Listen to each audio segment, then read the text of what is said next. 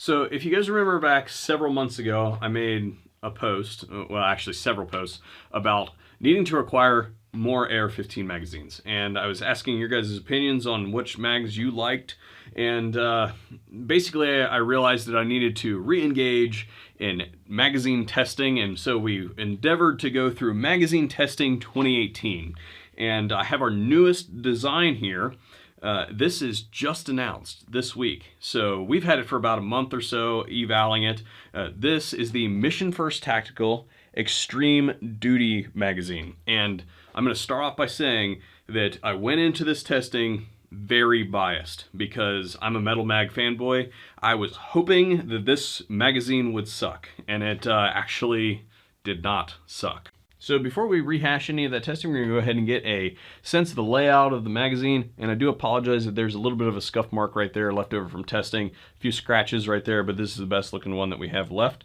We kind of do destructive testing here for your guys' benefits, all in the name of science, if you will. But the rest of the features are intact, so we'll go ahead and use this one. If you look here, we have ribs on the front here with stippling in between, and that is also present on the back side of the magazine. So if you are a beer can grip kind of person, you've got plenty of purchase room to be able to grab hold of that thing if you need to forcibly extract it, for instance.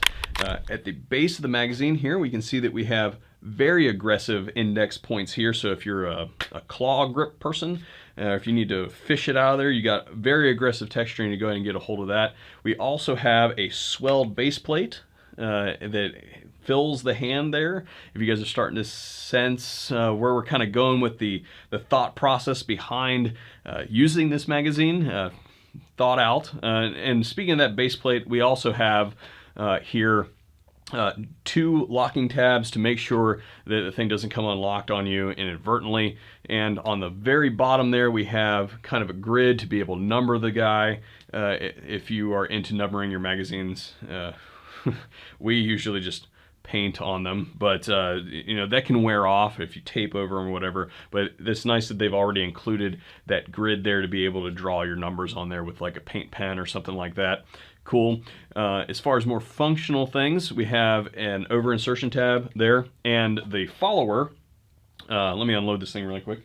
Nope, found an unloaded one. Definitely not a clean one by any stretch of the imagination, and oh wow, the follower's really dirty on this one. But as far as the follower is concerned, there are really two things I want to remark on. First is it is a 4-direction anti-tilt follower, which is going to keep it from interrupting your feeding in any of the 4 directions.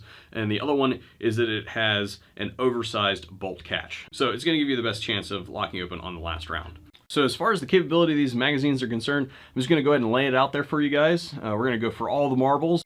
Even though the manufacturer states that these are 5.56 by 4.5 magazines and makes no mention of 300 blackout in any of the literature that I have seen on them, we're saying that these things are good to go for heavy subsonic 300 blackout loads, and that is really the true test of an AR-15 magazine in 2018, is whether it will run the heavy, long overall length 300 blackout rounds.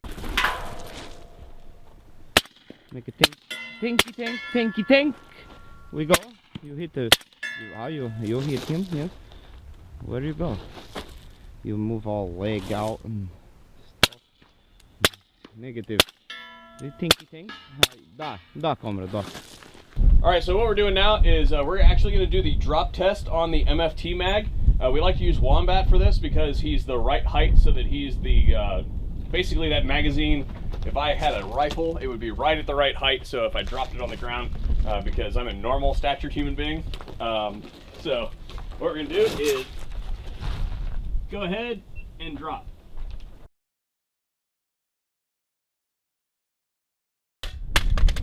Do we have any ammo come out? It's rock solid to me. All right, we're going to do another one. Go ahead and make sure that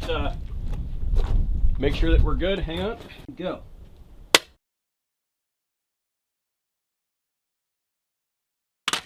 Nothing. We'll do a third replicate. Is there any damage? No, I might have just pushed the top round forward slightly. Go ahead and reset it. Go ahead and reset the round. I'd say it would feed. It wasn't outside of the front of the mag. All right. One last one.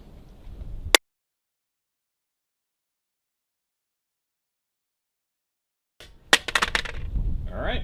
Go ahead and pick it up and let's inspect it for damage. Yeah, it's just pushing the first round forward a little bit. Cool. So go ahead and pull it in here so we can see it on the camera here. It did it more so that time than the second drop. Yeah, you can see it's just riding a little bit forward. But the first drop, it didn't move it. To pass the test, the magazine must not discharge any rounds when it hits the concrete.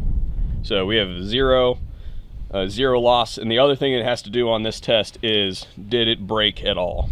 And I don't see any breakage here at all. One more test, just for the heck of it, is I want you to drop it on the spine. Okay, and I'm just going to pan this camera down here. Okay, go ahead. Okay, go ahead and pull it up. Now that is not one of the things that we check for dislodging of rounds. Yeah, so that's expected. Every magazine in the world will do exactly what that did or worse. So that's okay. But did we have, what we were really testing is we were putting the force right there.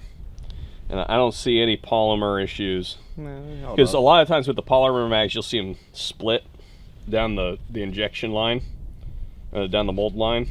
And this magazine looks good. So, cool. Moving on in the testing. Yeah, guys, pretty solid performance as far as the MFT Extreme Duty magazine is concerned.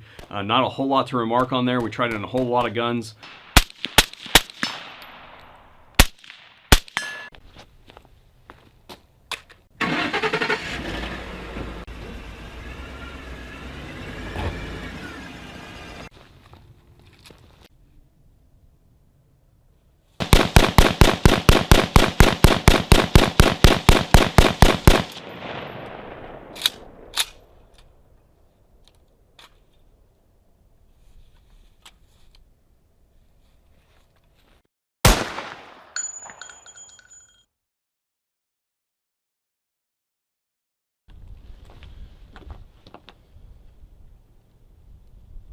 You can put your arm down, you goofball. he takes his job so seriously. So serial. There it is. Yeah, we're not gonna shoot that one. Love cutesy gun.